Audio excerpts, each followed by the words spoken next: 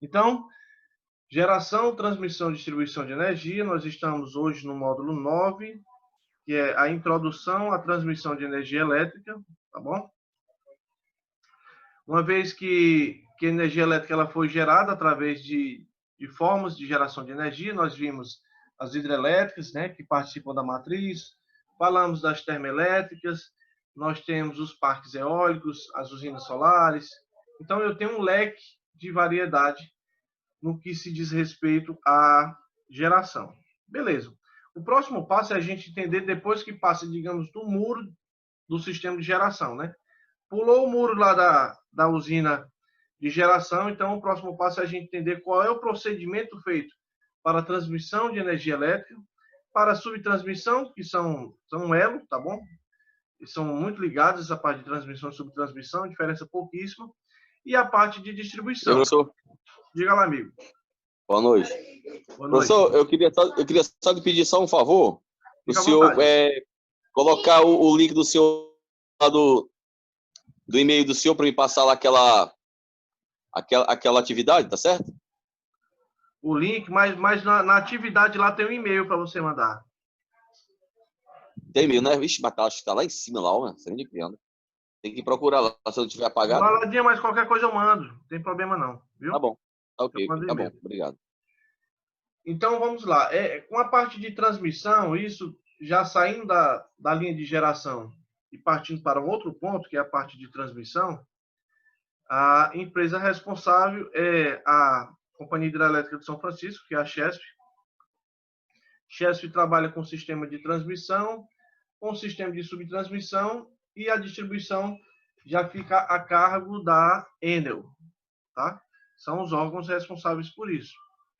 A tensão que chega aqui no estado do Ceará, a tensão de 230 kV, que é a parte de transmissão. Então, de 230 kV, né, já na parte final, a Chesf rebaixa para 69 kV através de transformadores e entrega esses 69 kV para as subestações da Enel. A Enel recebe esses 69 kV, rebaixa para 13,8, e eu encontro dois tipos de tensão, geralmente nas ruas de nossa cidade, tá bom? E até em outros municípios. Eu vou encontrar os 69 kV, em algum ponto eu posso encontrar. Não é assim tão comum de você ficar encontrando postes, né, que demandam essa tensão, mas eu encontro com a maior facilidade a linha de distribuição primária, que é a linha de distribuição utilizando o 13,8, tá bom? Oi, Fabiano. Professor, uma dúvida aqui. Diga lá. Eu estou vendo aqui no questionário termoelétrica e no PDF tem termoelétrica. Existe alguma diferença? Não é a mesma coisa. É a mesma coisa, né? Termo e termo. Mesma coisa de termoelétrica ou termoelétrica. Ok. Mesma coisa de hidroelétrica como hidrelétrica. Tanto faz a Maria João como o João Maria. Ok. Tá bom? Então vamos nós. Então, pessoal, são os órgãos responsáveis justamente por isso. Por essa parte de transmissão. 230 passa para a Enel faz a sua linha de distribuição e a gente encontra na cidade com maior frequência, tá bom? Assim, é mais fácil a gente encontrar uma linha de 13,8, tá bom? Então, os sistemas elétricos são divididos em geração, transmissão, distribuição, utilização e comercialização, oferta da energia elétrica aos seus usuários, realizada através da prestação de serviço público. Então, por exemplo, a concessionária hoje é a Enel trabalha ela presta serviço para a gente, nós somos os clientes, né? É lógico que a distribuidora tem que entregar uma energia de qualidade, mesmo porque não só a Enel, como qualquer outra concessionária de energia elétrica, está sob a fiscalização da ANEEL. Então, a Agência Nacional de Energia Elétrica, ela fiscaliza, tá, toda concessionária de energia elétrica no nosso país, com a ideia, logicamente, que a concessionária entregue uma energia elétrica de qualidade. Professor. Oi. Professor, você tocou num assunto legal aí. E eu me deparei essa semana. Aliás, antes de ontem eu me deparei aqui na minha rua. Professor, já está com o tempo aqui na minha... Que, aliás, na minha rua aqui eu vim saber, vamos dizer, há 2 anos atrás, olha, 2 anos, que aqui tem uma queda na tensão muito grande. E isso gira em torno de 6 a 7%. Eu te pergunto, esse trecho é final de linha? É como se fosse um final de linha. Só que, professor, foi o que aconteceu. Já por várias vezes, as pessoas que moram mais tempo aqui já reclamavam dessa situação e que acionava, né, a concessionária. Sim. Só que toda vez que eles vinham, dava aquele ajeitinho, eu acho que quem sabe se era reaperto. Aí foi o que aconteceu. Quando foi essa semana, eu cheguei aqui em casa, aí tinha um carro, tinha a viatura, né, da Eni. Aí eu cheguei até eles estavam num poste aqui próximo, eu cheguei até eles e disse, rapaz, me diga uma coisa, vocês estão olhando a questão da iluminação, que a iluminação está horrível, né? Vocês estão olhando a iluminação ou vocês estão olhando alguma coisa na tensão aqui elétrica? Eu disse, não, nós estamos olhando na tensão. Aí eu disse, eu digo porque isso aqui eu já percebi há muito tempo atrás. Por que isso não se resolve? Você já foi, sabe dizer se já foi mexido no TAP do transformador, alguma coisa assim? Eu falei isso para ele. Ele disse, não, a gente já mexeu aí. Mas pelo jeito não deu muito certo, né? Ainda continua bastante. A gente percebe principalmente quando a gente liga o ventilador, quando às horas da noite ele diminui, então quem entra com ar-condicionado, tudo bem. Aí ele disse, não, cara, mas é porque aqui era...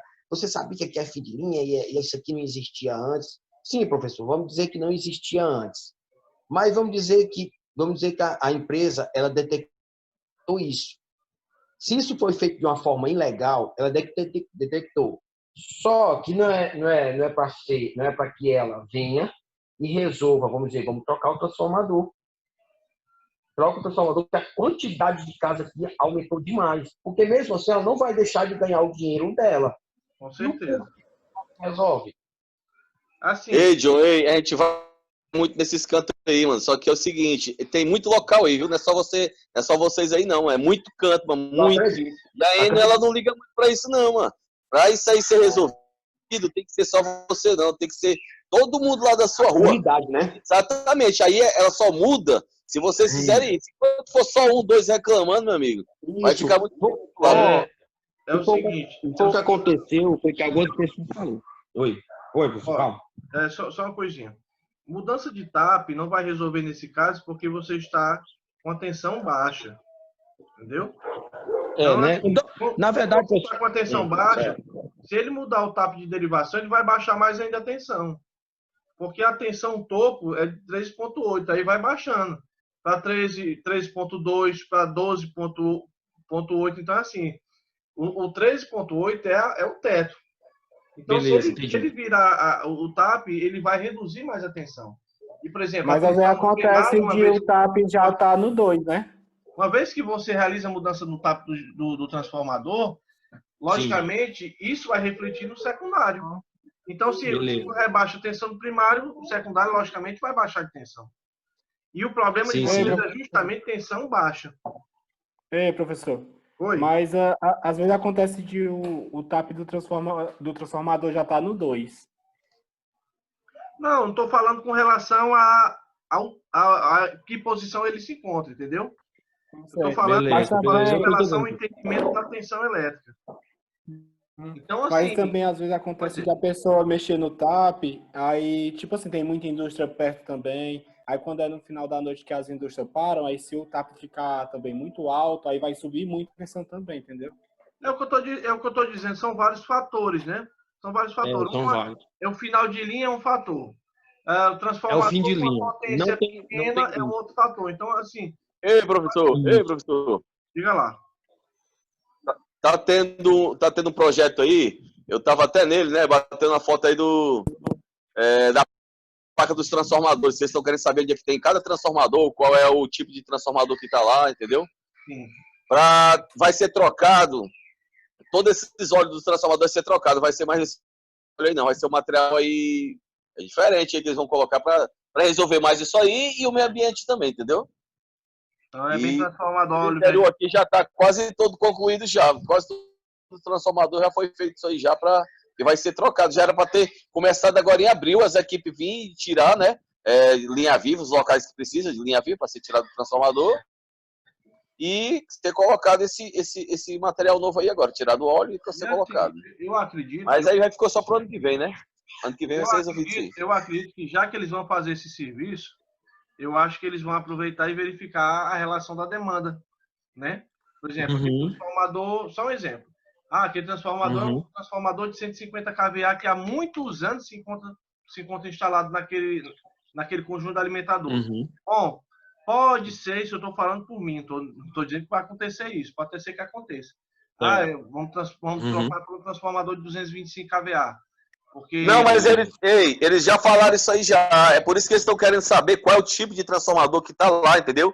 Se ele é de 15, se ele é de 45, de qual tamanho que ele está lá que vai ser trocado, entendeu? Talvez devido ao tanto de pessoas, né, que estão ligadas lá, que talvez já vão colocar um maior, né?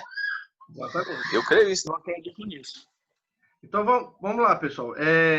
Essa parte aqui passando, deixa eu só ajeitar aqui, pronto. Aí vamos lá. Essa parte eu já falei, pronto. Depois de todos os procedimentos, surge a necessidade do transporte dessa energia. Beleza. Eu vou falar sobre a questão das perdas.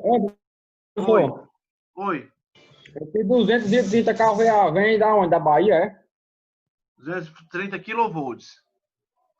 Não é kV, é kilovolt. Desculpa aí. Atenção, no caso. Tem Delmiro Gouveia na Alagoas, tem Paulo Afonso que fica na Bahia, né? E parte de lá. Eu acredito que seja a Bahia mesmo, porque nós temos várias assim, nós temos uma ramificação. Não tem um local único, né? Ele é ramificado. Ele tem Delmiro Gouveia, tem Mochotó, tem Sobradinho, tem Boa Esperança. Quer dizer que a gente aqui recebe de outros estados, é? Não entendi. Nós aqui, a nossa energia vem de outros estados, aí? De outros estados. Não é daqui, não. Mas me diga uma coisa. Esses dois locais aí, a Bahia, que você citou aí, só manda para o Ceará ou manda para outros estados também? Não, vai para outros estados também, tá? O Maranhão, pelo que eu saiba, o Maranhão é o único que não participa desse vínculo aqui com o Nordeste, apesar de ser Nordeste. Tá? Então, no caso lá, é outra empresa, vem de outro ciclo de geração que gera e leva para lá. Tá bom? Então, vamos lá. Valeu. Show. Então, de um modo geral, o custo do transporte aumenta com a distância a ser vencida e diminui com a quantidade de energia. Bom, existe um procedimento, existe uma quantidade de componentes, digamos assim, que trabalha com a parte desde a geração até o destino final, que é a parte consumidora. Então, os modelos de sistema de energia elétrica possuem esse sistema de estrutura. De baixo para cima, eu tenho a parte de geração, no qual eu começo, vai ser interligado. Uma vez que é interligado, passa pelo sistema de transmissão, por sistema de subtransmissão, que é praticamente a mesma coisa, só vai mudar o valor de tensão, vai ter subestações e subestações com seus elementos. É a mesma coisa, só vai mudar, logicamente, a questão do nível de tensão. E a parte de distribuição, que no caso é a responsabilidade da concessionária, que assume a responsabilidade no Estado, tá bom? O transporte de energia é realizado em todos os níveis, diferenciando logicamente pelas tensões e pela quantidade de energia que cada um de seus elementos transporta. Eu vou falar um pouquinho de cada, tá bom? Não vou esticar muito com relação a isso, porque a minha ideia é a gente entender com relação à tensão que é transportada em uma linha de transmissão e os seus componentes. Bom, para a linha de transmissão são as linhas que operam com as tensões mais altas. Então, uma vez que gerou um valor de tensão, essa tensão ela passa por uma subestação, vai elevar o valor dessa tensão. Vale salientar que o valor dessa tensão tem que ser um valor bem significativo, justamente para tentar reduzir uma maior quantidade de perdas, tá bom? Que sempre vai existir perdas. A ideia é justamente não eliminar, mas tentar reduzir, tá? Numa quantidade muito grande a questão de perdas. Aquecimento, tá? Questão do comprimento, porque uma linha de transmissão não vai nascer aqui do outro lado da esquina, então é quilômetros e quilômetros de distância. Porque vamos citar como exemplo, Paulo Afonso. Paulo Afonso se encontra na Bahia. Então, digamos, da Bahia até chegar aqui no Ceará é chão.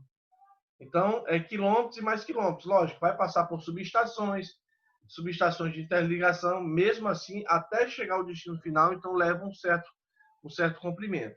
Bom, Professor, a função principal desse sistema vai ser o transporte de energia entre os centros de produção e os centros de consumo, ou fazer o sistema de interligação. Então, existem subestações que não rebaixam o valor de tensão, nem elevam o valor de tensão. Ele recebe o valor da tensão e ajuda no transporte com o mesmo valor. Oi, Mardésio. quer dizer, professor, que essa transmissão de energia aqui para o Ceará foi interrompida, o nosso estado fica sem energia, é isso? Não necessariamente todo mundo, tá? Porque, por exemplo... Mas por causa das eólicas, né? Vou citar um exemplo. Eu encontro essas torres de linha de transmissão, 230 kV, próximo ao terminal da Antônio Bezerra. Por exemplo, você está indo de rumo Siqueira, indo de encontro ao terminal. Aí você vai pela perimetral. Antes de chegar no viaduto, você vai chegar ali no trecho que vai encontrar, já perto do viaduto, mais ou menos, você vai encontrar uma linha de transmissão de 230 kV atravessando. Ali vem de um ponto. Se você for ali por trás da macro da BR-116, você vai encontrar uma outra linha de 230 kV. Se você for ali na perimetral, ali perto da antiga rampa do Janguru Sul, você vai encontrar também outra. Então, assim, são vários pontos.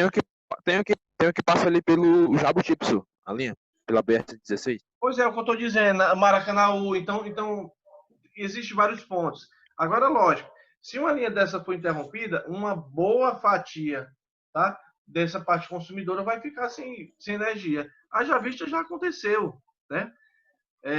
Por exemplo, é por isso que existem, logicamente, nas subestações, todo cuidado com relação a manter o funcionamento e evitar qualquer problema que porventura acontecer. Mas isso por quê? Vamos entender aqui. Se eu tenho uma linha de 230 kV, que, imagina, vai chegar na subestação da Chesf para rebaixar, eu vou encontrar vários transformadores dentro da Chesf que vai rebaixar para 69 kV. Para cada rebaixamento, vai ser uma subestação da Enel.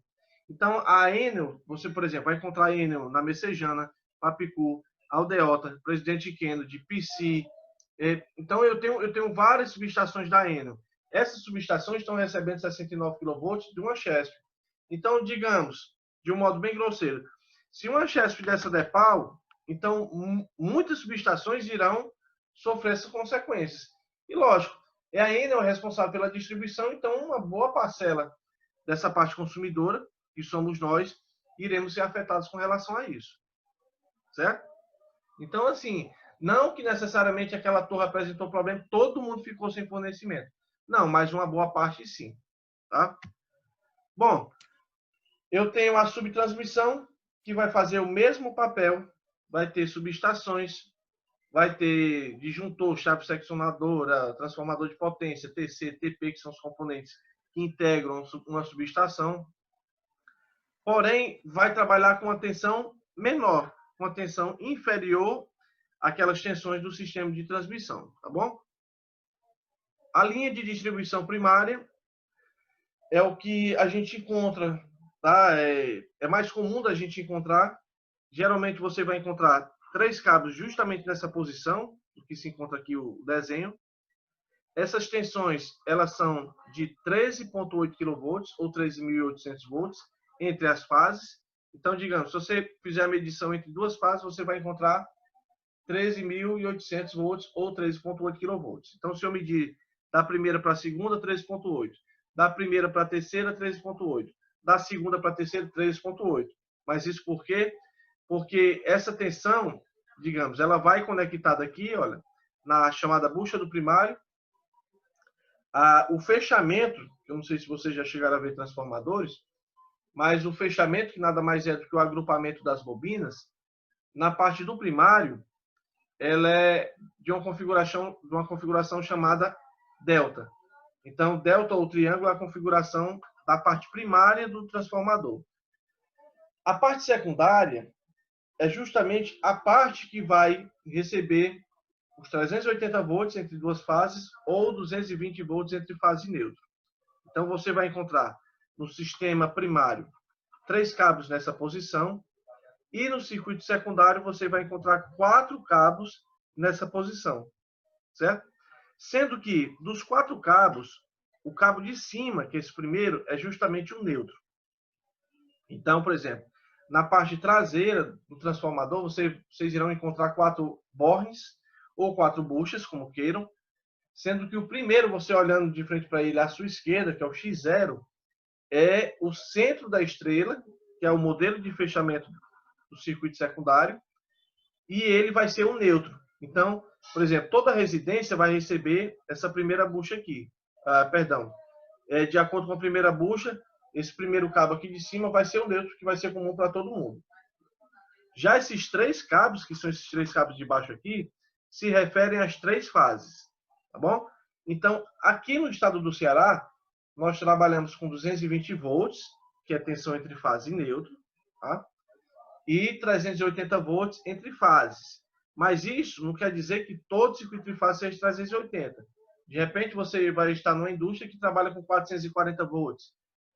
De repente, você vai estar numa indústria que trabalha com 760 volts, 660. Então, vai depender muito dos transformadores a serem utilizados naquele local. Esse transformador, que é o transformador de distribuição, trabalha com a tensão de 3,8 no primário e 380 volts no secundário. Sendo que, entre qualquer uma das fases e o neutro, eu tenho uma tensão de 220 volts. Até então, tranquilo, pessoal? Tranquilo, professor. Tranquilo, por Professor? enquanto, hein? Professor, Tranquilo que nem o grilo. me tira uma dúvida. Você falou que esse 220 chega com fase e o neutro, né? Exato. E 380 só chega às 3 fases. 380 entre fases, né? Por exemplo, se você medir da primeira para a segunda, 380. Da primeira para a Não, terceira. eu tô falando assim. O modelo trifásico só chega 3 fases e o monofásico só chega fase neutra, é isso? Exatamente. E o bifásico, Como é que, e o bifásico 2 fases neutro. Oi? e como é que se faz o neutro no trifásico? Vamos lá, vamos entender, ver se dá tempo. Falta 4 minutos. Eu tenho um raio de 3, tá? Em um circuito trifásico. Por que eu tenho um raio de 3? Porque o raio de 3, se a gente for fazer, logicamente, que aí eu teria que falar aqui sobre cosseno, sobre tangente e tal, mas eu vou tentar resumir de uma maneira mais breve. Bom, professor, como é que pode? 380 volts é entre 2 fases, mas eu preciso de 3 fases. Mas é porque é o seguinte, o ângulo de defasagem entre uma fase e outra é de 120 graus. Aí o que quer dizer? Que sempre eu vou ter 2 fases atuando. Como assim, professor? Você vai ter, digamos, isso estou falando em câmera lenta, mas é uma coisa muito rápida. Então, sempre eu vou ter uma tensão, uma fase nula. Eu vou ter, por exemplo, eu vou ter uma tensão entre a primeira e a terceira, depois segunda, terceira, depois primeira e segunda, primeira e terceira, segunda, terceira, primeira e segunda. É um intervalo tão rápido que, logicamente, eu não consigo, a olho nu, enxergar isso. Mas como eu vou ter uma defasagem de fase, ou seja, eu vou ter um atraso de uma fase em relação à outra em 120 graus, sempre eu vou ter uma fase nula. O que quer dizer? Que eu vou ter sempre 2 fases atuando, mas é necessário que eu tenha as 3 fases, tá? Atuando no sistema. Exemplo, eu coloquei um motor trifásico para funcionar. Esse motor é 380 volts. Então, eu tenho que ligar, logicamente, nas 3 fases. O motor está funcionando, beleza, sem nenhum problema. Bom, experimenta durante o funcionamento do motor tirar uma das fases. O que vai acontecer? O motor vai continuar funcionando? Provavelmente sim, só que vai apresentar logo um barulho. O motor com pouco tempo vai esquentar. E se você deixar muito tempo, esse motor vai queimar. É por isso que existe, por exemplo, para um circuito de comando, um dispositivo chamado relé térmico. Por quê?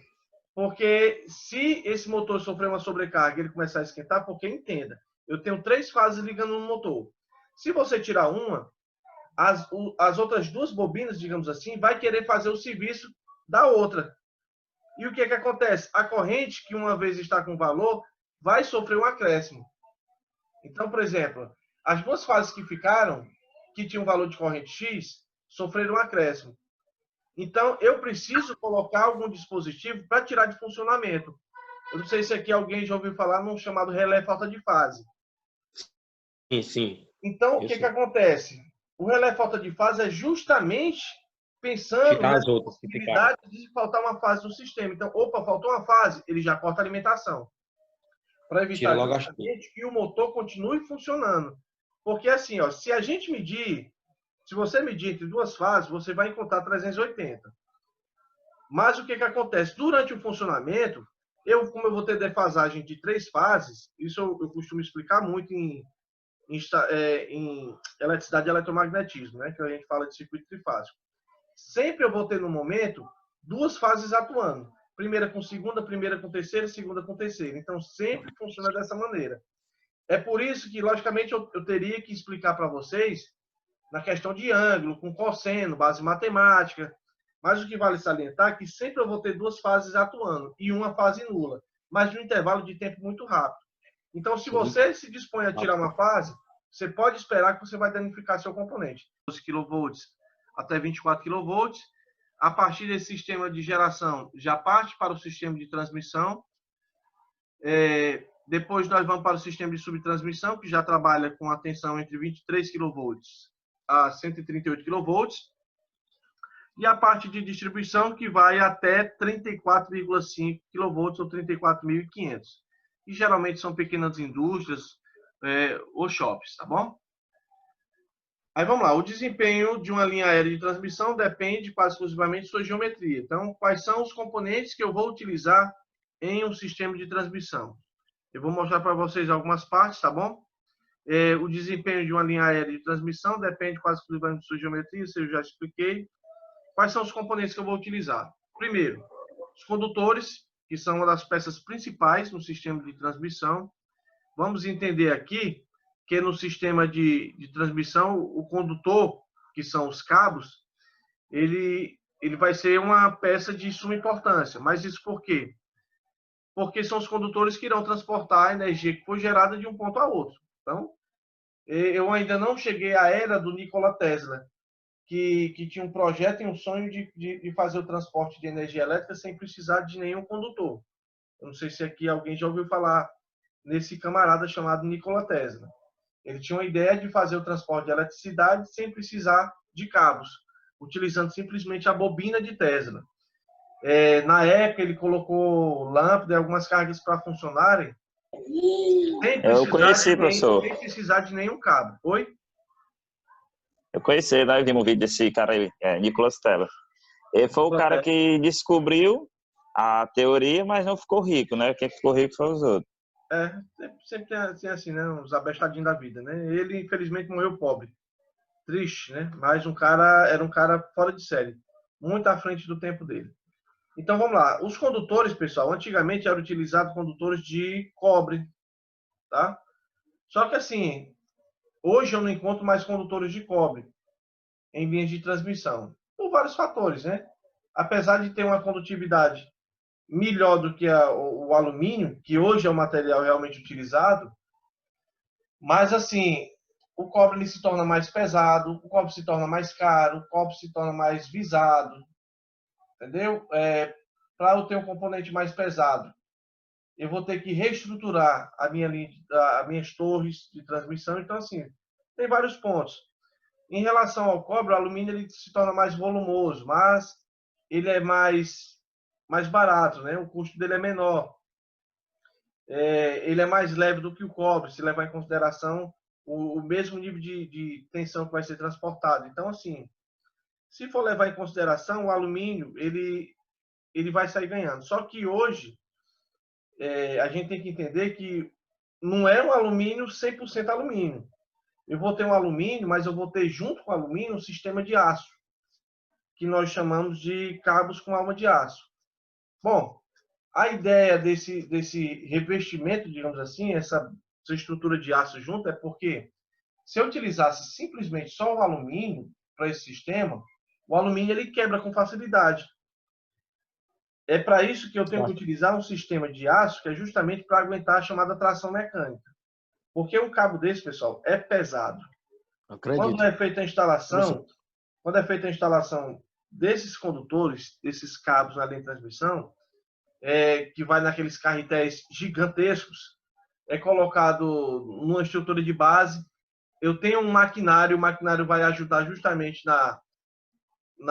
no deslocamento desse cabo, passando pela estrutura dos isoladores. Então, assim, tem um trabalho a ser feito. Os cabos são pesados, não é um trabalho manual, em que juntam 5 pessoas e pega esse cabo, levanta e sai caminhando, certo? Alguém ia falando, eu interrompi? Professor, essas torres, as torres grandes, né? Como geralmente aparece aí, essa torre grande é certeza, se caso eu ver uma, ela vai ser mais de 200 mil, é isso? Cortou a mensagem, repete de novo, por gentileza. Pronto. Então, essas torres que a gente sempre vê, essas grandes, Sim. Isso aí eu posso ter certeza que essas torres são a que traz a maior tensão, é essas torres, né? Com certeza, com certeza. É a responsável pela maior tensão. Aí, logicamente, de lá para cá vem distribuindo entre pontos, né? Então, por exemplo, eu vou segurar um valor de tensão em todo o estado do Ceará com a tensão de 230 kV. E de lá eu vou entregar 230 kV a um ponto, que vai interligar para outro ponto, que eu vou reduzir o valor de tensão para outro ponto, tá? E assim por diante. Bom, além dos condutores, só vale lembrar que, logicamente, os condutores são nus, tá? Quando a gente diz condutores nus, é um condutor que não tem nenhum revestimento, tá? Além dos condutores, nós temos os isoladores. Esses isoladores eu posso encontrar, eu coloquei aqui cadeia de isolador de porcelana ou vidro, mas eu esqueci de colocar o outro, que nós chamamos polimérico, tá? O polimérico é como se fosse uma espécie de borracha. Oi, alguém falou? Professor, qual a altura assim, mínima que um cabo desse de alta tensão deve estar assim, do solo, em relação ao solo? Cara, eu não me lembro. Sinceramente, eu não me lembro com relação a qual é a altura de um ponto, não. Mas eu pergunto assim, né? Porque ali do José Walter ali tem uma estrada que liga ao Palmeira ali, sabe? Subestação ali, né? Eu sei. Aí eu vi alguns cabos de alta tensão, eu achei assim, deve ser uma 13.8 que vem saindo de dentro da subestação, ou 230 mil, né? Eu achei muito baixo, sei lá, eu até fiquei assim com medo, né? A gente começa a estudar, ver essas coisas e ver o perigo, né? Mas é por isso que eu tô perguntando, eu achei muito baixo os cabos que saíram de lá, de dentro da subestação. Essa resposta, eu vou ver se eu consigo essa resposta, porque, assim, eu nunca me atentei para um detalhe, não. Só que essa sua pergunta foi interessante, e na próxima aula eu vou abordar um assunto que é o chamado distanciamento de raio para a torre de linha de transmissão. E o que seria isso? Bom, existe uma lei no país que, digamos, que proíbe a construção de qualquer ponto comercial ou casa em um raio de tantos metros de uma linha de transmissão. Aí o que acontece? Não, é perigoso mesmo, porque um cabo daquele pode cair na cabeça da gente. Mas a questão não é nem a questão do cabo cair. É com relação ao campo eletromagnético. Então, assim, lá na frente eu vou dar uma pincelada sobre esse assunto. Eu aproveito e vejo se eu consigo essa resposta da altura, porque foi uma coisa que eu nunca me atentei, sinceramente, para saber realmente qual é a altura do piso acabado, ou, digamos, do chão, né? A parte do solo até a parte de cima. Mas eu vou ver essa sua pergunta aqui, tá bom? Então, vamos lá. Eu tenho 3 tipos de materiais, pessoal, utilizados para essa base de transmissão ou até mesmo para subtransmissão, que são isoladores de porcelana, que vocês estão vendo aqui, olha, marrom, vocês estão vendo aqui marrom, que nós chamamos também de louça, tá bom? Mas eu encontro também o chamado vidro temperado, que é essa imagem aqui verde, que vocês estão vendo aqui, esse isolador com esse saiote verde. E nós temos esse vermelho, que nós chamamos de polimérico. Então, são 3 tipos de formatos de materiais utilizados como isoladores, sendo que um apresenta vantagem ou desvantagem de uma em relação à outra. Por exemplo, o vidro temperado, há muitos anos é utilizado esse tipo de material, tá? É um material bom de trabalhar, tendo em vista que ele não acumula sujeira, tá? Impureza com facilidade, porque ele é uma estrutura, digamos, lisa. Períodos de chuva é fácil, de acordo com a chuva caindo, né? Ao mesmo tempo lavar esse componente, porque essa estrutura aqui fica para baixo. E assim, lógico que existem empresas que em um tempo determinado, periodicamente, realiza a lavagem desses isoladores. Eu não sei se aqui alguém já viu.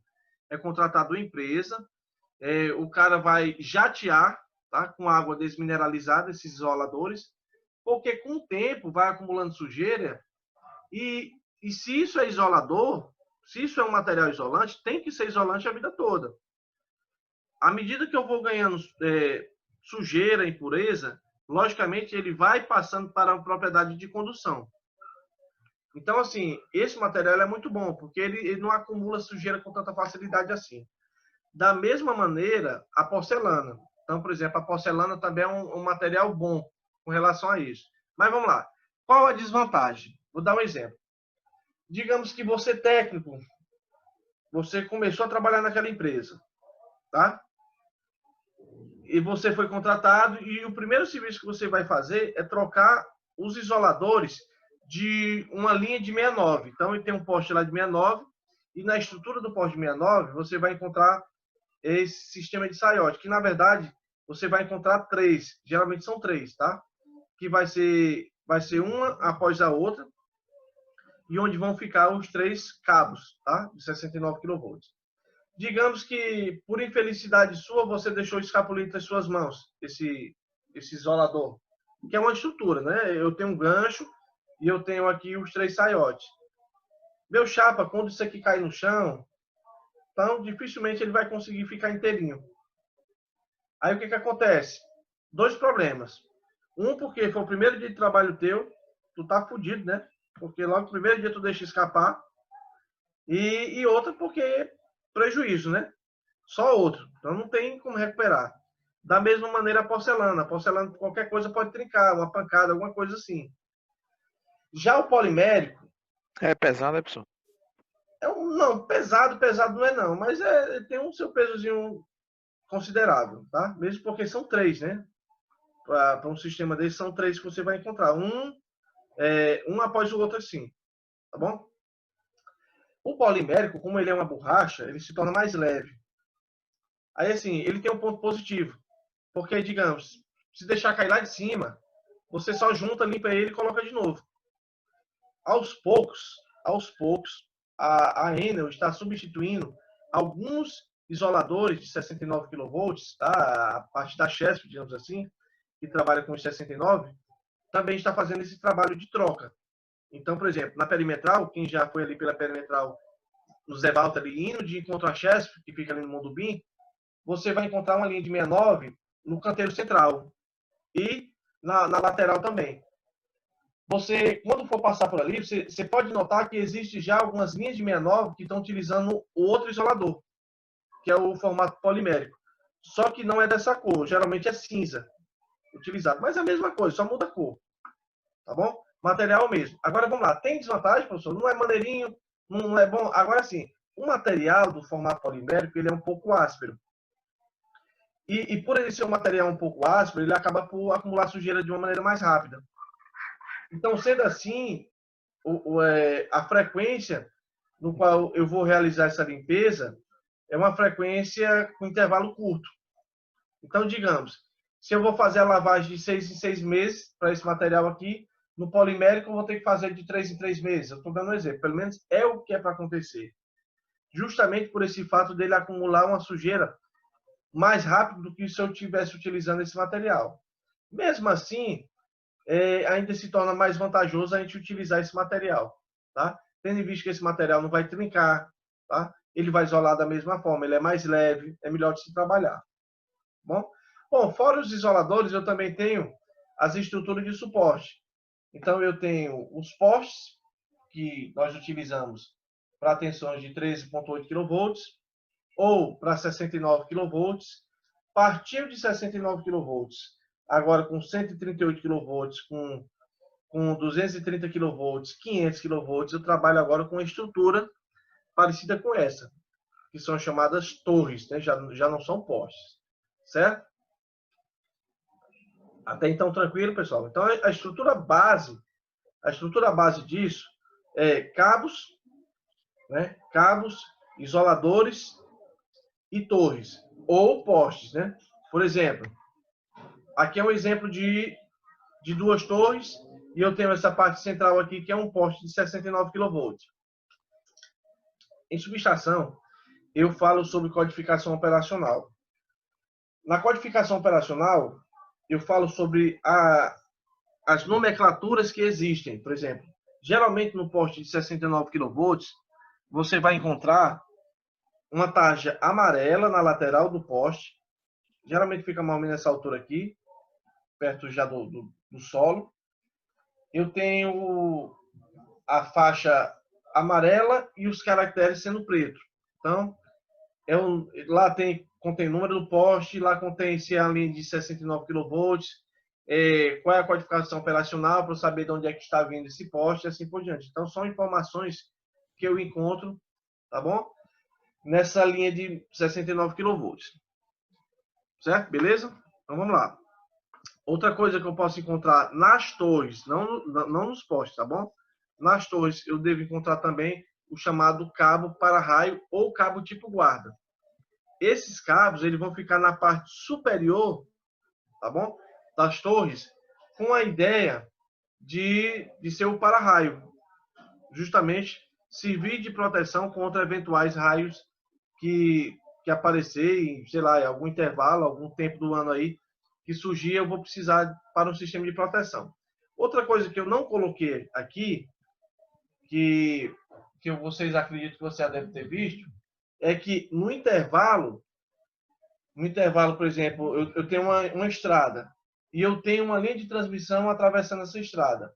Justamente nessa pista, você vai encontrar lá, logicamente, o cabo que está atravessando, e nesse cabo vocês irão encontrar a chamada baliza de sinalização, que são aquelas esferas. Oi?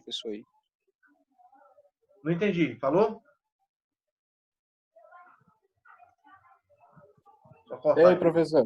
Oi, pode dizer. Essas esferas aí são para sinalizar em caso de pouso de emergência? Exatamente. Pronto, é o que eu queria dizer. Nós chamamos isso de baliza de sinalização ou baliza sinalizadora. É justamente para isso. Na época, quando eu comecei a estudar parte de subestação e tal, eu procurei pesquisar, porque lógico que a gente tem curiosidade de saber, né? Aí eu pesquisei, eu procurando os livros e tal, procurei primeiro na internet, né? Meu amigo, era cada resposta. Por isso que eu assim, eu primo muito pelo livro. Porque a parte didática do livro, dificilmente você vai encontrar alguma informação errada em um livro. Já a internet, você encontra 1000 pessoas dando resposta. Eu já encontrei, para vocês terem uma ideia, no absurdo, do camarada dizer assim, porque assim, olha, eu vou encontrar, para cada fase, para cada cabo, eu vou encontrar uma esfera daquela, que é uma bola alaranjada.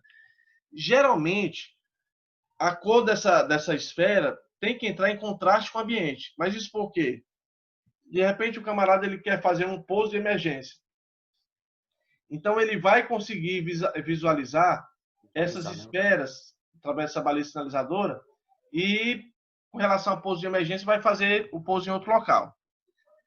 Então, o que acontece? Eu já encontrei pessoas dizendo que essa esfera vai servir porque, se ventar muito os cabos, aí uma bola bate na outra e não deixa um cabo encostar no outro. Entendeu? Então, é para vocês terem ideia, no absurdo que a gente pode encontrar. E o pior, que a gente vê uma coisa dessa, acredita, né? Não tem nenhum embasamento técnico acerca disso, e você acaba passando essa informação para os outros. Não, cara, isso aí, cara, eu já pesquisei, cara, isso é porque a bola bate uma na outra e não deixa encostar no cabo. Entendeu? Eu já imaginava porque era para isso, professor, porque eu só vejo ela em canto que tem estrada. Você pode olhar que geralmente você vai encontrar ali na estrada, na pista. Isso, fora disso, nas matas, a gente não vê. Só vê onde mesmo tem, tipo, condição de pouso de emergência de aviões. Exatamente, é por questão de pouso de emergência. Então, vamos lá. Aqui são os isoladores, eu já mostrei para vocês. Os cabos, eu já falei também, aqui tem uma explicação, depois vocês dão uma lida com calma, tá bom? As características para um cabo condutor, tem que ter uma alta condutibilidade elétrica. São 2 tipos de cabos que eram utilizados, que é o cabo de cobre e o cabo de alumínio. Hoje eu encontro cabo de alumínio para tudo, tá? Só não para instalações elétricas internas, né, de baixa tensão, que na verdade eu poderia até utilizar, mas a norma ela restringe um pouco com relação ao alumínio, né? Por exemplo, o neutro eu tenho uma quantidade mínima a ser utilizado, para o controle de proteção também. Eu tenho 16 milímetros quadrados como valor mínimo e 25 milímetros quadrados como valor mínimo. Já para cobre, o mínimo que eu posso utilizar para iluminação é 1,5 e para tomadas 2,5 para cobre, certo? Mas, por exemplo, os transformadores que eu encontro são todos, quase praticamente todos, utilizando bobinas de alumínio. Aí você vê ele assim marrom, né? Bem bonitinho assim, aí você acha, não, isso aqui é cabo de cobre. Mas na verdade ali é o esmalte, né, que reveste o alumínio, tá? Então assim, até mesmo um motor elétrico que você vai encontrar, os cabos são de alumínio, os fios são de alumínio, tá? Com certeza. Mas os cabos utilizados na linha de transmissão são alumínio, não são cobre. Bom, tem que ter um baixo custo, logicamente, porque é um comprimento considerável, são quilômetros e mais quilômetros de comprimento. Tem que ter uma boa resistência mecânica, é por isso que eu não vou utilizar somente o alumínio, eu vou ter que utilizar o alumínio com o que nós chamamos de alma de aço, tá? O baixo peso específico, se levar em consideração o cobre, ele se torna mais pesado, logicamente, e uma alta resistência à oxidação e à corrosão por agentes químicos poluentes. Então vamos lá.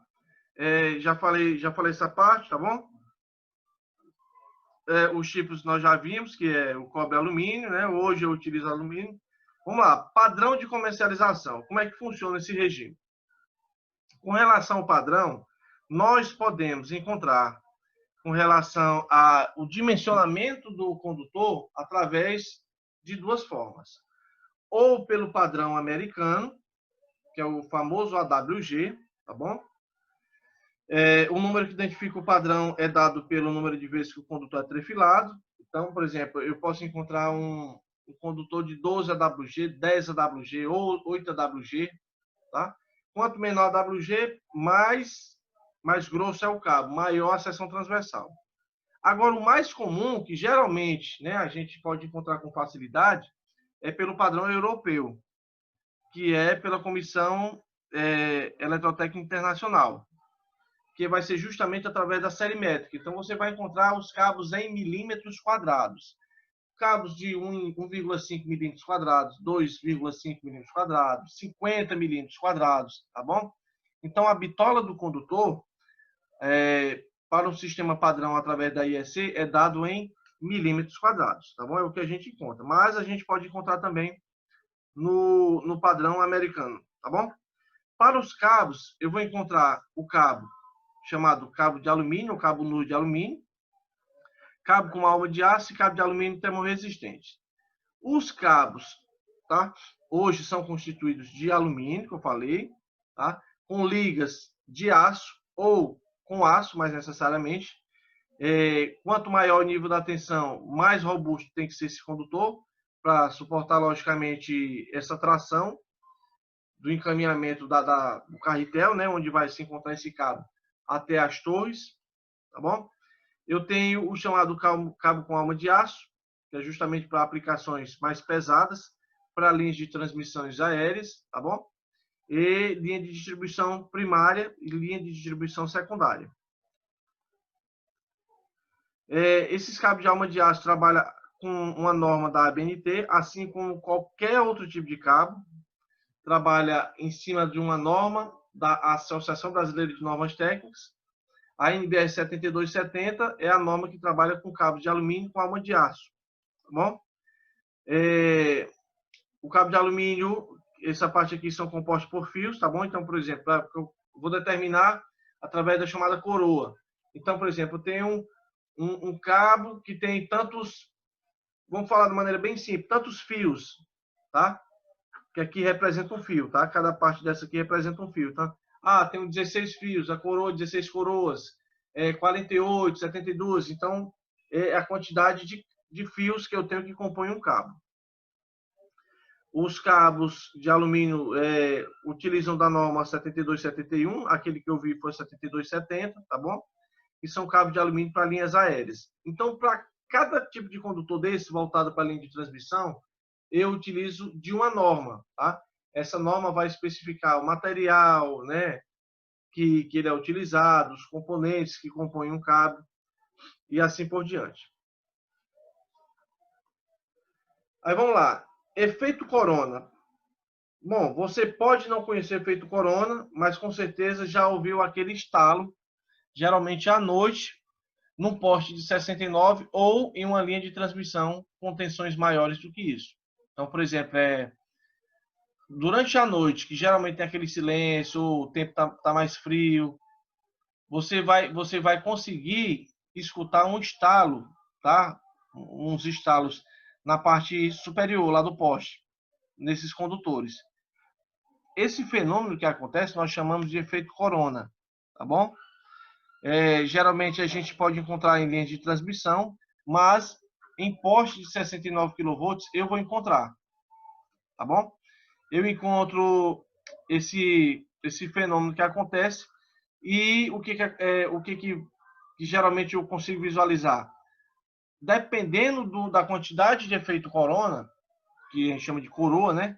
Porque é uma coroa, uma luz em formato de coroa, que fica na parte geralmente das conexões, nada mais é do que o acúmulo de sujeira nessa parte. Então, por exemplo, quando tem aquele poste 69 que há muito tempo não é lavado, que tem aquela sujeira, então geralmente a quantidade de efeito corona aumenta, aqueles estalos aumentam mais ainda, tá bom? E uma maneira de tentar reduzir isso é justamente contratando a empresa para realizar a lavagem desses condutores, tá bom? Ele pode causar grandes transtornos, especialmente em caso de queda da capacidade energética. Então, isso é um tipo de perdas, tá bom? Eu posso encontrar perdas nos condutores na linha de transmissão, eu posso encontrar o chamado gradiente de tensão, que eu não citei aqui, tá bom? Mas depois eu posso comentar sobre isso, que é um tipo de perda que eu vou encontrar no sistema de linha de transmissão, e geralmente são tensões maiores, tá bom? Para esse efeito corona acontecer, quais são as consequências? Para que, no caso desse fenômeno, em uma linha de transmissão ou até uma linha de subtransmissão. Primeira, emissão de luz, que eu vou encontrar essa emissão de luz, eu vou encontrar geralmente à noite, lógico, de dia não tem como eu visualizar, mas à noite eu consigo ver. Um ruído, que vai ser audível, eu vou conseguir realmente escutar. Quando o tempo está muito frio, questão da umidade relativa do ar, quando se encontra alterada, aí que fica fácil eu conseguir ouvir aqueles estalos, tá bom? Aí eu tenho a vibração do condutor, logicamente não em grande porte, liberação de ozônio e o aumento nas perdas de potência, tá bom? Bom, quais são os fatores envolvidos para que eu consiga dimensionar uma linha de transmissão? Primeiro são os fatores elétricos. Primeiro, vai determinar o tipo do condutor, se ele vai ser um condutor de cobre, se vai ser um condutor de alumínio. A gente já sabe que é alumínio, utilizado com alma de aço. A área desse condutor, a área de seção transversal e o número de condutores por fase, que geralmente são 3 condutores, tá bom? A capacidade térmica, o que quer dizer que o condutor não deve exceder um limite de temperatura, lógico. Eu não vou submeter um condutor a temperaturas extremas. Não é para esquentar, tá? Pode acontecer, porventura, por um processo de sobrecarga, ele ficar um pouco morno, quase quente, mas não é para esquentar, porque eu fiz o dimensionamento de maneira correta desse condutor e a seção transversal vai atender aos limites de temperatura sem nenhum problema. Número de isoladores e deve operar sob condições normais em ambiente diferente. Aqui falou normais, mas eu vou corrigir depois, tá? Fatores mecânicos, né? Condutores e estruturas sujeitas a forças mecânicas. A estrutura, né, tem que conseguir suportar o peso, que embora seja de alumínio, mas acaba sendo pesado, tá bom? Uma torre, quando ela é construída, é feito toda uma estrutura de concreto para conseguir suportar o peso da torre. A torre, de certa forma, não é nem tão pesada, mas eu tenho a torre e eu tenho os cabos que já contam como peso, que eu já tenho os isoladores que contam como peso. Tá? Fatores ambientais, uso da terra, né? O valor, a população existente, o fator estético. Né? Eu acho que isso aqui é uma bobagem, né? Tendo em vista que o que vai fazer a diferença é justamente o transporte da eletricidade. Tá bom? Aí vamos lá. Eu vou colocar um exemplo aqui, que eu vou querer que vocês copiem, e nós vamos fazer juntos. Tá? Eu não vou esperar ninguém fazer, porque, lógico, ninguém nunca fez. Nós vamos fazer o dimensionamento da seção transversal. Eu procurei colocar da maneira mais simples possível, tá bom? Nós vamos fazer um exemplo para calcular a seção transversal de um condutor utilizado numa linha de transmissão, tá? Então, eu peço para que vocês copiem essa questão e eu vou fazendo e vocês vão copiando, tá bom? Que é para vocês verem qual é o procedimento que a gente adota. Enquanto vocês copiam, eu vou dar uma lida aqui. Bom, qual a seção transversal de um condutor de alumínio utilizado numa linha de transmissão cuja potência é de 50 MW em uma tensão de geração de 13,8 kV, fator de potência 0,85 e o seu comprimento desse condutor é de 100 km e perdas de 2,5%. Nós vamos ver se é vantajoso eu conseguir transportar uma potência de 50 MW numa linha de transmissão com a tensão de 3,8. Vocês aprenderam, acredito eu, em eletricidade e eletromagnetismo, a questão da potência. Bom, para manter uma potência constante, se eu aumentar a tensão, a corrente diminui. Se eu aumentar a corrente, a tensão diminui. Então, o que quer dizer? Se você tem uma tensão relativamente baixa, a corrente vai ser alta. E eu vou determinar a seção transversal a partir da corrente que vai atravessar. Então, se você vai colocar uma tensão muito baixa, que para essa situação, já de cara, já estou vendo que é uma tensão baixa, a corrente vai ser muito alta. Por consequência, eu vou ter que ter uma bitola absurda para ser utilizado na linha de transmissão, coisa que na realidade nunca vai existir. Então, vou dar 2 minutinhos para vocês copiarem. Feito isso, nós vamos fazer juntos essa questão. Tem mais alguém copiando a questão?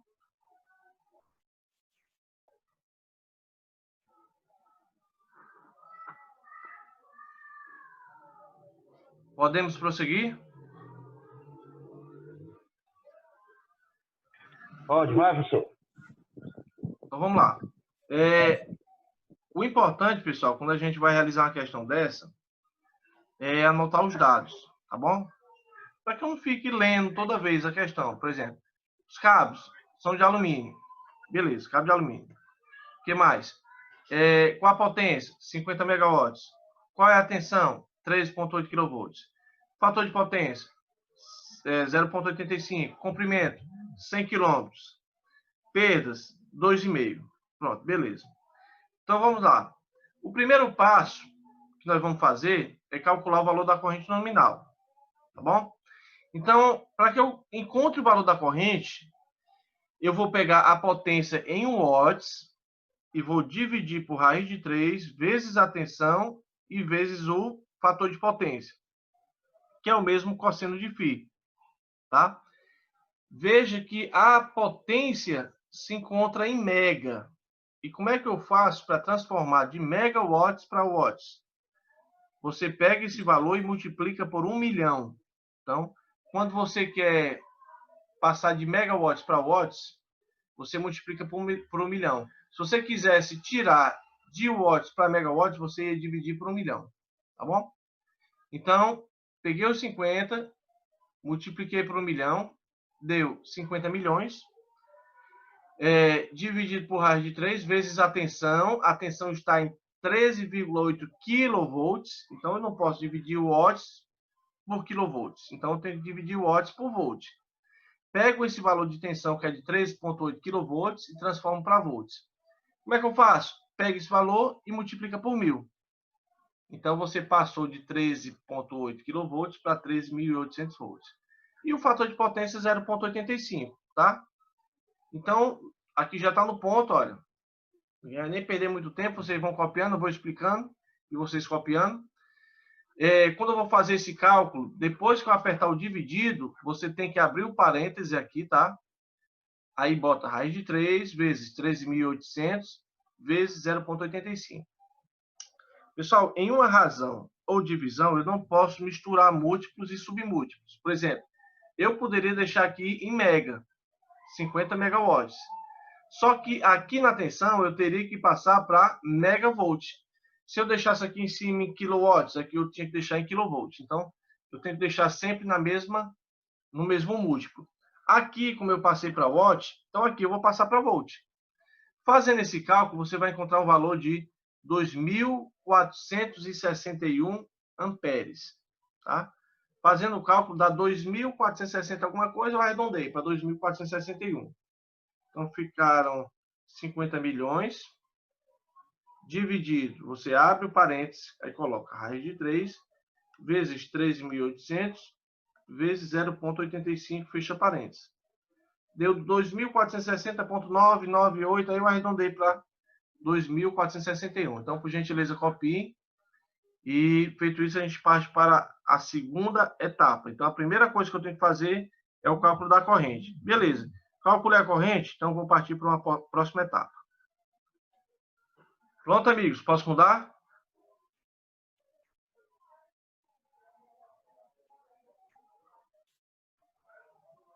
Então, vamos lá, né? Bom, uma vez que eu fiz o cálculo da corrente nominal, beleza, fiz o cálculo da corrente, coloquei lá todos os valores, tá bom? Pessoal, eu peço para que vocês não coloquem o nome de vocês agora, não, sabe por quê? Porque a conexão já está perto de cair, aí a gente vai ter que colocar de novo. Então, não deixa para colocar quando a gente estiver finalizando mesmo, porque senão vai acabar deixando de chamar alguém. Tá bom? Então, olha aqui, olha, eu fiz o cálculo da corrente. Pronto, beleza. Próximo passo. Vamos entender aqui. De acordo com a percentagem de perdas, lá na questão diz que são 2,5%. Mas essa quantidade de perdas é em cima da potência. Qual a potência lá do sistema de transmissão? 50 megawatts. Então, como é que você faz para saber quanto é 2,5% de 50? Você pega 50 e multiplica por 2,5%. Na calculadora você tem que multiplicar. Então, é 50 vezes 2,5%. Realizando esse cálculo, você encontrou um valor de 1,25 megawatts. Então, essa é a potência que foi dissipada no meio do trajeto. O que quer dizer que de 50 megawatts que é enviado, o que vai chegar é um valor de... você vai subtrair, no caso, aí 50 menos 1,25, né? No caso, vai ser 48,75. Certo? Beleza. Então, anote só essa parte aqui. 2,5% de 50 megawatts. Então, vamos lá. Já copiaram, né? 2,5% de 50 megawatts, 1,25. Beleza. Então, vamos para o próximo passo. O próximo passo, pessoal, é calcular o valor da resistência, tá? Essa resistência vai ser a resistência com base no condutor e com base nas perdas. Em eletricidade e eletromagnetismo, nós aprendemos que para calcular a potência, tá? Utilizando a resistência, então vai ser P igual a R vezes I ao quadrado. Como eu quero a resistência, eu vou passar a resistência para o outro lado, colocar a potência para a parte de cima e a corrente ao quadrado para a parte de baixo. Então, a resistência que você vai ter que encontrar vai ser a potência, mais a potência que foi perdida, ou seja, a potência dissipada. Dividido pela corrente que você encontrou inicialmente, elevado ao quadrado. Bom, pegando esses valores, como tem que ser em watts, e o valor da potência foi 1,25 megawatts, você multiplicou por 1 milhão, e uma vez que você multiplicou por 1 milhão, você adquiriu um valor de 1.250.000 watts. A corrente, que foi 2.461, eu elevei ao quadrado. Fazendo esse cálculo, você vai encontrar um valor de 0,206 ohms. Tá? Dá uma quantidade ainda de valores depois do 6. Vamos combinar aqui de colocar 2 casas depois da vírgula sem precisar arredondar. Tá bom? Para ficar até mais simples da gente conseguir resolver e ficar igual para todo mundo. Então, essa potência não é os 50 megawatts, tá bom? Não são 50, é justamente o valor da potência que nós calculamos agora, de acordo com a porcentagem. Tá bom? E essa corrente foi a primeira corrente, o primeiro cálculo que vocês fizeram, que encontraram o valor da corrente nominal.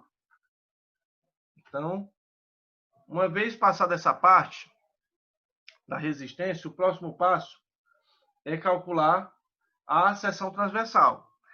A seção transversal do condutor, primeiro eu tenho que saber qual material que eu vou utilizar. Como a questão me disse que eu vou utilizar o alumínio, então eu tenho que saber qual é a resistividade do alumínio, tá bom? Mas antes eu queria saber se eu posso mudar.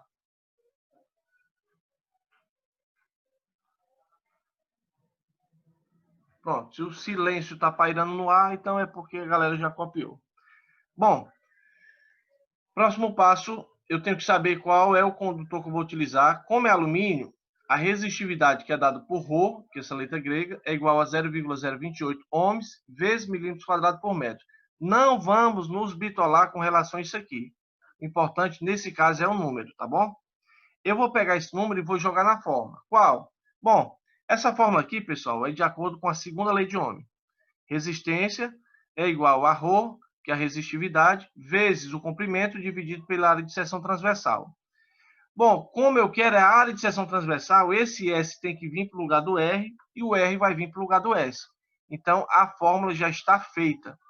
S vai ser igual a Rho vezes L sobre R, tá? Sendo que o S é a área de seção transversal dada em milímetros quadrados. Esse Rho é a resistividade do condutor. O L é o comprimento do condutor dado em metros, tá bom? E o R é a resistência do condutor dado em ohms, tá bom? Bom, como é que eu vou fazer esse cálculo, então? Eu vou pegar a resistividade, 0,028, vou multiplicar por 100 mil, porque o comprimento lá do condutor lá é 100 quilômetros, e quilo é 1000, então vai ser 100 vezes 1000, valor 100 mil, dividido pela resistência de 0,206, tá bom? Realizando esse cálculo, encontrei um valor de 13.592,23 milímetros quadrados. Então, de cara, já dá para a gente ver que não existe a mínima possibilidade de eu transportar uma potência de 50 megawatts e utilizar uma seção transversal absurda dessa. Então, não existe. Nesse caso, o que eu poderia resolver para que a situação seja resolvida? Nesse caso, eu vou aumentar o valor dessa tensão, porque se eu aumentar o valor da tensão, eu vou reduzir o valor da corrente, e reduzindo o valor da corrente, eu vou reduzir, consequentemente, a área de seção transversal. Tá bom?